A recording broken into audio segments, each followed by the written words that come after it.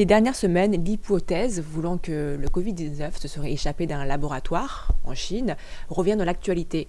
Même si l'OMS avait rejeté définitivement cette hypothèse, également The Lancet, qui avait publié un communiqué qui rejetait cette hypothèse et qui parlait de complotisme, avait été rejeté. Cette hypothèse revient sur la table.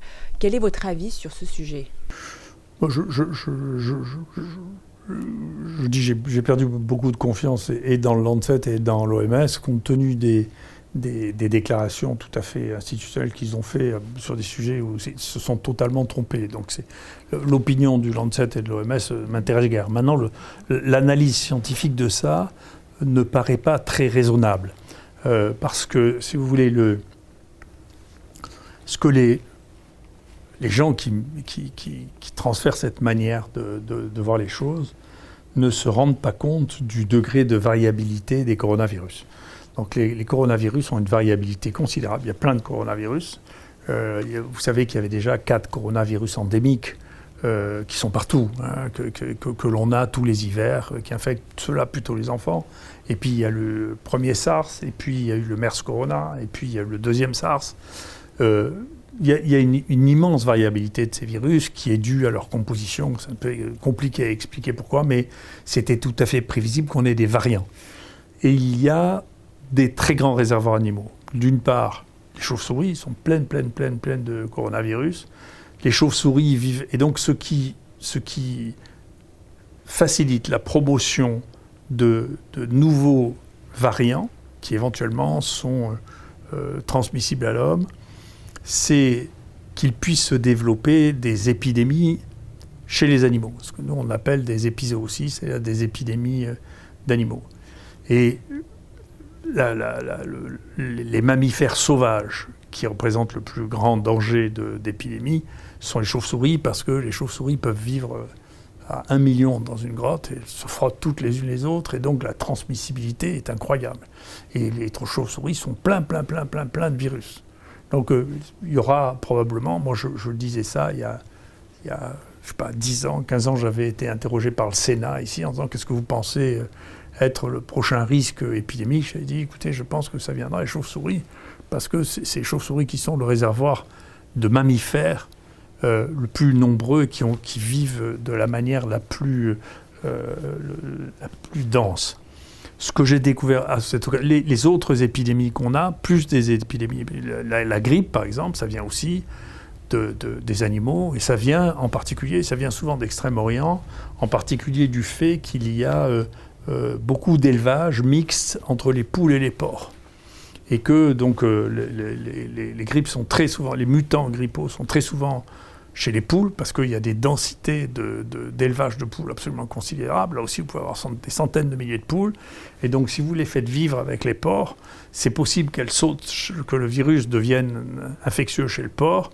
Et c'est une étape pour devenir infectieux chez l'homme. D'accord ? C'est-à-dire que la grippe aviaire, en réalité, n'est pas devenue une épidémie humaine, pour l'instant, hein, parce qu'il n'y a pas eu de relais chez le porc. La plupart des mutants grippaux qui se sont révélés chez l'homme sont passés chez le porc. Mais tous les ans, il y a des nouveaux mutants grippaux qui viennent généralement de ce mélange poule et porc, tout le temps. Ce qui est nouveau, donc nous, on a aussi eu des épidémies, plus de bactéries que de virus dangereux pour nous, dans les élevages, dans l'élevage intensif, de poules et de porcs. Et en particulier, on a eu des bactéries résistantes, Escherichia coli, les staphylocoques, chez les poules, chez les porcs, et c'est vraiment des épidémies, mais qui sont des épidémies, c'est comme, vous voyez, on dit c'est des staphylocoques dorés ou c'est des Escherichia coli, mais en réalité, c'est des variants, comme pour le virus, c'est-à-dire des clones qui sont plus contagieux, qui portent des mutations, qui se sont répandues après une multiplication considérable dans des élevages très denses. Là, ce qu'on a appris à cette occasion, en tout cas moi, ce que j'ai appris, je ne le savais pas, c'était l'existence d'élevages très denses de visons. Il y en a en Chine, il y en a en Pologne, il y en a au Danemark. Moi, j'ai appris ça. Au Danemark, ils ont abattu 17 millions de visons. Oui. Donc, moi, je ne pourrais pas... Il y a plus de visons que d'habitants au Danemark. Moi, je ne savais pas ça. En Hollande aussi. En France, il y a quelques petits élevages de visons, mais c'est mineur. Là, ce qui était énorme, c'est la Hollande et le Danemark. Mais ce signal-là, pour des raisons qui m'échappent, parce que les gens n'ont pas cliqué, l'apparition d'épidémies chez les visons qui étaient liées à des mutants n'a pas déclenché les